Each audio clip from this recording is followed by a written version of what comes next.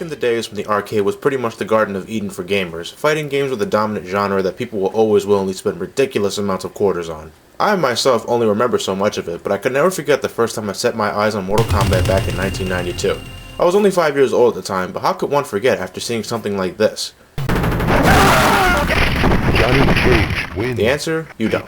Mortal Kombat was different from its competitors with its digitized graphics, simplified combat, and that it was American. But what it was most famous for was its high level of violence. I can safely assume every fighter in this series has a severe bleeding disorder because everyone bleeds buckets upon impact of almost every attack. But it doesn't end there. The amount of blow was high, but the fatalities turned it up to 11.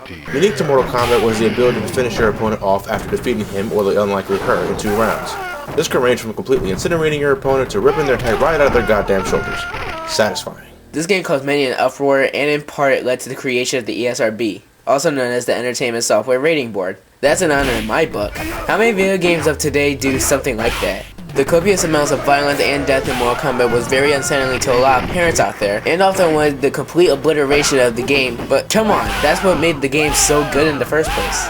The game itself features 7 playable characters, each with their own backstory and reason for entering the tournament, but if you're like me, you couldn't give 2 shits about the story and just wanted to proceed with humiliating your competition.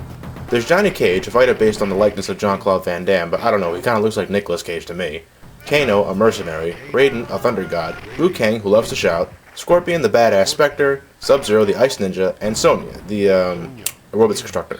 If you're playing single player, the goal of the game is to reach Shang Tsung, the host of the tournament. Along the path, you'll face every combatant, including yourself, endurance matches, minigames that require button mashing, and Goro, who many think should have been the last boss of the game. Now, unless you know how to exploit the game's AI, the computer will kick your ass. I cannot tell you how many times I lost to the computer. It can be so cheap. Now, it's not so bad when you begin, but just after the 3rd match is when things get so ridiculous. Opponents are able to block and counterattack on a split second's notice, and sometimes they can do things that are impossible for a human player to do. Well, at least I think it's impossible for a human player to do. If you're able to be single player using only 1 life, then you are truly a force to be reckoned with, or you're just some hacker. Personally, the first Mortal Kombat wasn't all that appealing to me in terms of gameplay. It felt clunky to me sometimes, especially when performing the uppercut. I grew up playing the Super Nintendo and the Sega Genesis version, which were okay, but always felt a bit underwhelming. The arcade version is the true experience, and I recommend that version above all. Now, if only it had the Genesis soundtrack. That music was awesome. It wasn't until the sequel, Mortal Kombat 2, was released when I truly fell in love with the series. Sort of.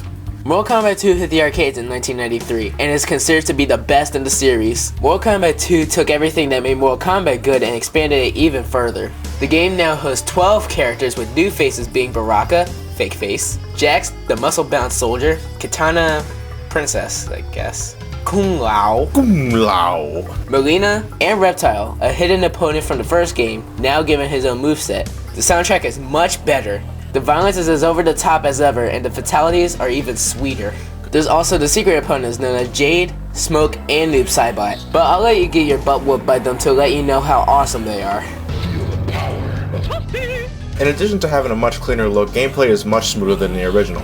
Every move and combo is just as satisfying as the last. I can't really put my finger on it, but everything about this game just feels right to me. Characters now contain 2 fatalities in addition to friendships and babalities, alternate ways to finish your opponent without actually killing them. In some way, having a friendship or babality performed on you can be more humiliating than being killed. Stage fatalities also return, though now it's not just limited to the pit. Single player is just as cheap as ever. In fact, I actually think it's worse in this game, being there's more characters and such. You really need to play it to understand just how frustrating the computer can be. Words can only do so much. If there's a low point in this game, it's the single player. But Mortal Kombat 2 really shines in the multiplayer department. The good times I have when playing this with my brothers or my friends are too much to count, and it continues to this day. If you're looking for a great 2D fighter, then do yourself a favor and get Mortal Kombat 2. It's definitely worth it.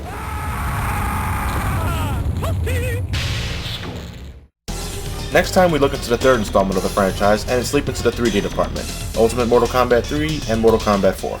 And now, it is time to rate the fatalities.